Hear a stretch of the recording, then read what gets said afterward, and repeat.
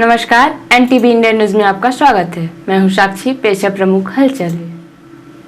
नगर पालिका परिषद सीधी के निर्वाचन की जैसे जैसे प्रक्रिया आगे बढ़ रही है, वैसे वैसे चुनावी पारा गर्म होने लगा है और बीजेपी कांग्रेस अपने प्रत्याशियों की जांच पड़ताल कराकर अब उन्हें अपना उम्मीदवार घोषित करना शुरू कर दिया है। प्रत्याशियों की सूची पहले जारी करने में सबसे पहले बाजी भारतीय जनता पार्टी ने मारी है।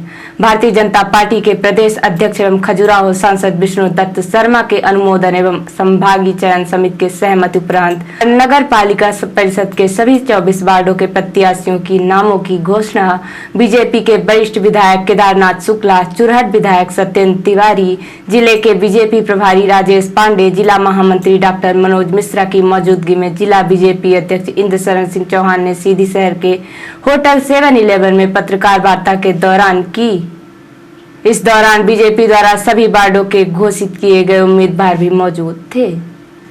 घोषित किए गए वार्डों के पार्षद प्रत्याशियों: पार्षद में वार्ड क्रमांक 1 सोमवती जायसवाल, 2 सुरेंद्र प्रसाद गुप्ता, 3 सुलेखा सोनी, 4 विभा शर्मा, 5 आनंद परियानी, 6 जयशंकर लाल केवट, 7 श्रीकांत पांडे, 8 ब्रिजेश साकेत, 9 राकेश सिंह रिंकू, 10 राविंद्र गौतम, 11 रमा सिंह, 12 सुभाष देवी, 13 कंचन पांडे, 14 अमित प्रधान, 15 सावित्री सोनी, 16 जमुना कोल, 17 उत्तरा वर्मा, 18 उर्मिला सिंह, 19 पूनम सोनी, 20 श्यामलाल केवट, 21 रन्नू साकेत, 22 संजय शुक्ला, 23 रुचि सिंह, 24 गीता सिंह हैं। प्रत्याशी घोषणा के बाद भाजपा प्रदेश महामंत्री एवं चुरहट विधायक शरदेंदु तिवारी ने कहा कि सीधी अब भाजपा के नेतृत्व में मिनी स्मार्ट सिटी की ओर निरंतर अग्रसर है। प्रधानमंत्री गरीब कल्याण की सैकड़ों योजनाएं, मुख्यमंत्री शिवराज सिंह चौहान की संबल लाडली लक्ष्मी सहित दर्जनों योजनाओं के साथ आप सभी जनता जनार्दन के बीच पहुंचकर कमल के लिए वोट मांगे। सीधी विधायक केदारनाथ शुक्ला ने कहा कि टिकटार्थी हमारे पास सैकड़ों की संख्या में थे, किंतु टिकट केवल 24 को ही मिलना था। हमारे लिए हर कार्यकर्ता महत्वपूर्ण है। भाजपा का कार्यकर्ता कमल के लिए काम करता है, इसलिए नगर पालिका में हमें जीतने से कोई नहीं रोक सकता। विपक्षी तो हमारे सामने कहीं से कहीं तक टिकते ही नहीं है। टिकट मिलना चाहिए था, पर एक वार्ड में एक ही को दे सकते थे, इसलिए एक मजबूरी थी।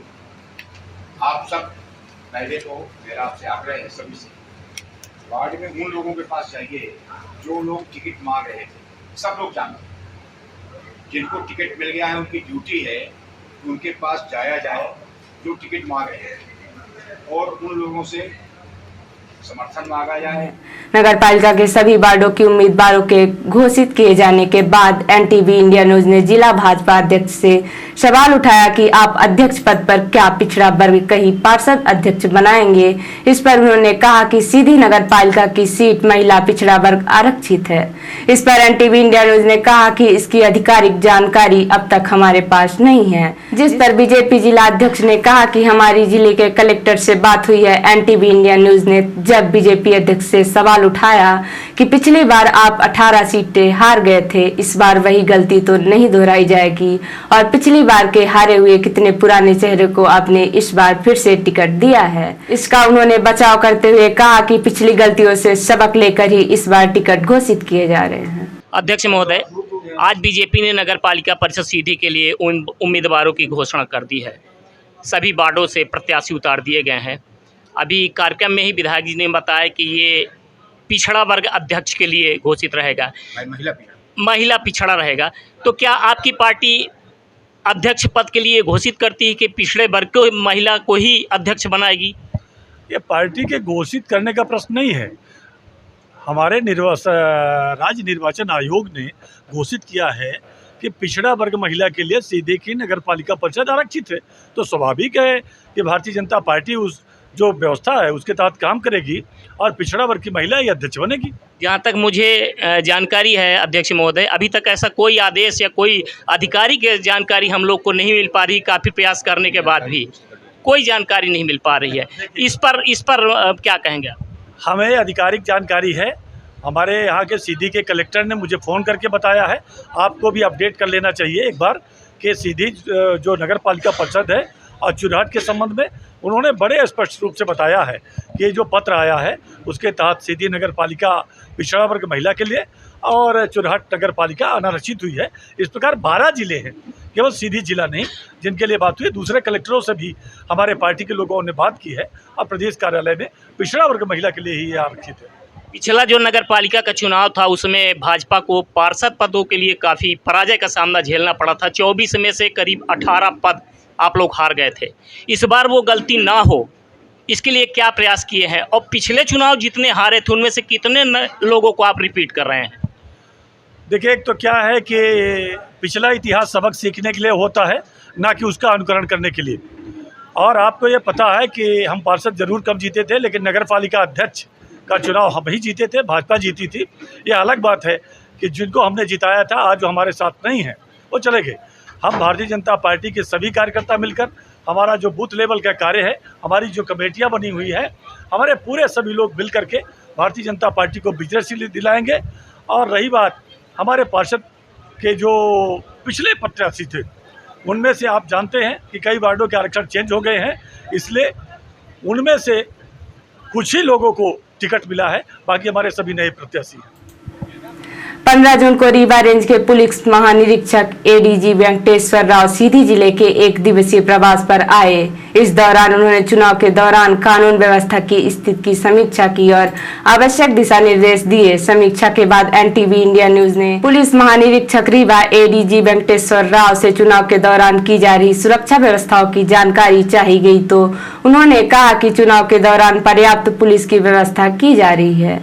इसके साथ ही उन्होंने कहा कि हम सभी तरह के असामाजिक तत्वों पर कड़ी कार्यवाही करने जा रहे हैं। चुनाव के दौरान किसी तरह की गड़बड़ी बर्दाश्त नहीं की जाएगी। उन्होंने कहा कि चुनाव प्रक्रिया पूरी पारदर्शिता और शांतिपूर्ण तरीके से संपन्न कराई जाएगी।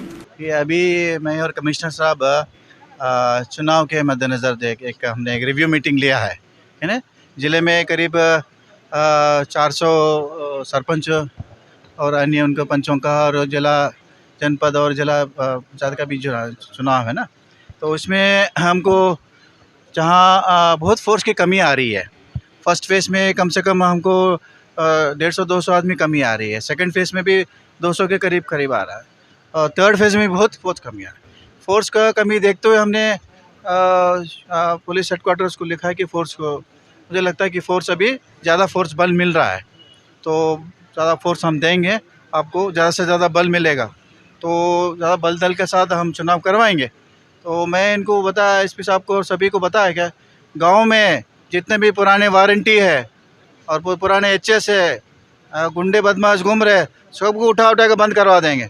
और जबकि गांव में अवैध शराब बिक्री हो रहा है, पता चल रहा है हमको, तो अवैध शराब उनका जो भी बिक्री करता है और उन पर भी हम जिला बदर की कार्रवाई करेंगे या फिर एनएसए की कार्रवाई करवाएंगे, है ना। जो भी इस तरह का वारंटी है और अवैध शराब का कर रहा है या फिर ये इलीगल कट्टा वगैरह कार्रवाई कर रहा है, उन पे भी हम ज़बरदस्त कार्रवाई करने वाला है। देखो, हम अभी मुहिम चालू करने वाले कल से पूरे गांव में जाके अभी एक स्पेशल ड्राइव चलाएंगे और जितने भी एंटी सोशल बदमाश है उनको सबको गिरफ्तार करके बंद करवा दें। सर, पूर्व के चुनावों में भी जो वन विभाग के पुलिसकर्मी होते हैं उनका भी उपयोग किया जाता था। आपका जो ये ग्राम रक्षा समिति है उसका भी उपयोग किया जाता है, क्या इनका भी उपयोग किया जाएगा? हाँ, इनका भी हो रहा है। इनके पास फॉरेस्ट गार्ड का कम से कम 300 आदमी मिल रहे हैं। इसके अलावा हम जो है अन्य जिलों से भी हम प्राइवेट सिक्योरिटी गार्ड्स का भी हम यूज़ कर रहे हैं, एसपीओ की तरह, है ना। एक्साइज वाले भी रहेंगे, तो फोर्स की कमी नहीं रहेगा, भरपूर फोर्स रहेगा और उसको चुनाव को हम बड़ा निष्पक्ष और पीसफुल जर्नी करवाएंगे। 15 जून को कलेक्टर एवं जिला निर्वाचन अधिकारी मुजीबुर रहमान खान के निर्देशन में प्रथम चरण के निर्वाचन विकास खंड सिहावल एवं कुसमी के लिए मतदान दलों का रेंडमाइजेशन किया गया। प्रथम चरण में जनपद पंचायत सिहावल एवं कुसमी में दिनांक 25/6/2022 को मतदान होगा तथा मतगणना 28/6/2022 को की जाएगी। प्रथम चरण में सिहावल की 100 तथा कुसमी की 42 ग्राम पंचायतों में सरपंच तथा पंच पदों के लिए मतदान होगा। इसके साथ ही जनपद पंचायत सिहावल के 25 सदस्यों, कुसमी के 11 सदस्यों तथा जिला पंचायत के 5 निर्वाचन क्षेत्रों के लिए मतदान किया जाएगा। इस अवसर पर अपर कलेक्टर एवं उप जिला निर्वाचन अधिकारी बीके पांडे, जिला सूचना अधिकारी दशरथ प्रजापति, कार्यपालन यंत्री ग्रामीण यांत्रिकी सेवा हिमांशु तिवारी उपस्थित रहे। कलेक्टर मुजीबुर रहमान खान ने अधिसूचना जारी कर जिले में 13 जून से 15 अगस्त 2022 तक की अवधि में मत्स्याखेट पूर्णतः निषिद्ध किया। मध्य प्रदेश शासन मछली पालन विभाग का ज्ञापन दिनांक 23/7/1987 के अनुसार छोटे तालाब या अन्य स्रोत जिनका कोई संबंध किसी नदी से नहीं है और जिन्हें बिन निर्दिष्ट जल की परिभाषा के अंतर्गत नहीं लिया गया है को छोड़कर समस्त नदियों व जलाशयों में मत्स्य खेत पूर्णतः प्रतिबंधित रहेगा। उल्लेखनीय है कि वर्षा ऋतु में मत्स्य के वंश वृद्धि प्रजनन दृष्टिकोण से उन्हें संरक्षण देने के लिए जिले के सभी प्रकार के जल संसाधनों में मध्य प्रदेश नदी मत्स्योद्योग नियम 1972 की धारा 3(2) के अंतर्गत 13 जून से 15 अगस्त तक की अवधि को बंद ऋतु क्लोज सीजन घोषित किया गया है। इस अवधि में सभी प्रकार का मत्स्य खेत पूर्णतः निषिद्ध रहता है। साथ ही मत्स्य विक्रय, मत्स्य विनिमय एवं परिवहन करना भी प्रतिबंधित है एवं संज्ञेय दंडनीय अपराध है। 15 जून को सीधी जिले के थाना कोतवाली अंतर्गत ग्राम शिवपुरवा में एक अज्ञात व्यक्ति की लाश मिली है, जिसकी उम्र करीबन 25 से 30 साल, हरे रंग की पूरे बांह की टी शर्ट पहने हुए हैं, काला जींस पैंट पहने हुए हैं, बाएं हाथ में कड़ा एवं बाएं हाथ की उंगली में अंगूठी पहने हैं। भौतिक परीक्षण से मुस्लिम संप्रदाय का प्रतीत होता है। उक्त के संबंध में किसी थाने में गुमशुदगी हो तो कंट्रोल रूम सीधी 94 89 99 88 37 पर या फिर थाना प्रभारी कोतवाली अशोक गौतम के मोबाइल नंबर 94 25 77 10 70 पर संपर्क कर पूरी जानकारी प्रदान कर सकते हैं। रिपोर्टर हिमानी रौतेला ने बताया कि उत्तराखंड के कैची धाम में प्रतिष्ठा दिवस पर आयोजित मेले में खासी भीड़ उमड़ रही है। सुबह 4 बजे से ही बाबा नीम करौली के दर्शन के लिए लोगों की लाइन लग गई थी। कोरोना के चलते 2 साल से प्रभावित कैची धाम स्थापना दिवस के अवसर पर इस बार फिर मेले का आयोजन किया जा रहा है। कैची में 15 जून यानी आज धूमधाम से स्थापना दिवस मनाया जा रहा है। बाबा के दर्शन और प्रसाद के लिए श्रद्धालुओं का सैलाब उमड़ रहा है। कैची धाम एक ऐसी जगह है जहां कोई भी मुराद लेकर जाए तो वह खाली हाथ नहीं लौटता।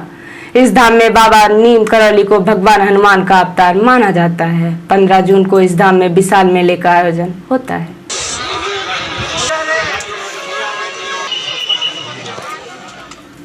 और अब पेश है प्रादेशिक हलचल। ग्वालियर में सिंधिया को झटका, तोमर की समर्थक सुमन शर्मा को महापौर का टिकट। एमपी में पेट्रोल डीजल संकट, सप्लाई 40% तक घटी।